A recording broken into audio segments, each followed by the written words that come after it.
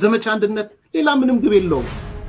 ዘመቻ አንድነት አንደኛውን የሚሰለቅጥበት እርስ በራስ የሚበላሉበት የሚጋጩበት መንገድ ነው። ለዚህ ነው የፋኖች እርስ በራስ መጫረስ። ቀኝ እጃችን ተቆረጠ ማለት አይዟችሁ እንግዲህ ምንም ማድረግ አይቻል። አይዟችሁ ማልዳ ነገሬው ነበር። እባክህ በስሜት አትግባ። ቆይ ረጋ በል ብያለሁ። ቀኑ ደርሶ ነው ዛሬ ማልፋቱ ነው።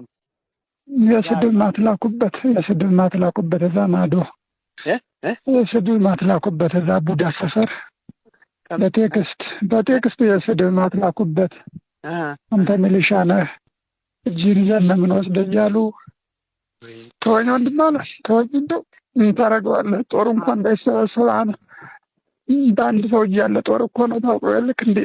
አንተ ባትኖር ምን እንደሚሆን ሰው እስኪ በሱ ቀጠና ምን እንደሚሆን እስኪ በዛ ልክ ነው። እንዴት ነው አዲሱ እንዴት ነው? አዲሱስ እንዴት ነው? ምናምን ገና ተበታተን እናያለን። እኛ ራሱ በስዳን ይወጣል። ጎጃም ውስጥ የፋኖ መሪ ሞተ ሲባል ሰምተህ ታውቃለህ? ማን ነው እስኪ የፋኖ መሪ? ዘመነ ሞቷል፣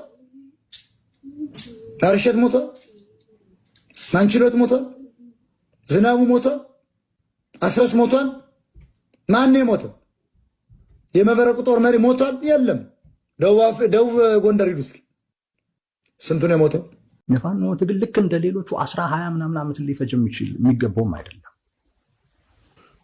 አሁን ትግሉ ባለበት ምዕራፍ እንደዚሁ መቀጠል አይችልም፣ የትም አይደርስም። እውነቱን ልንገራችሁ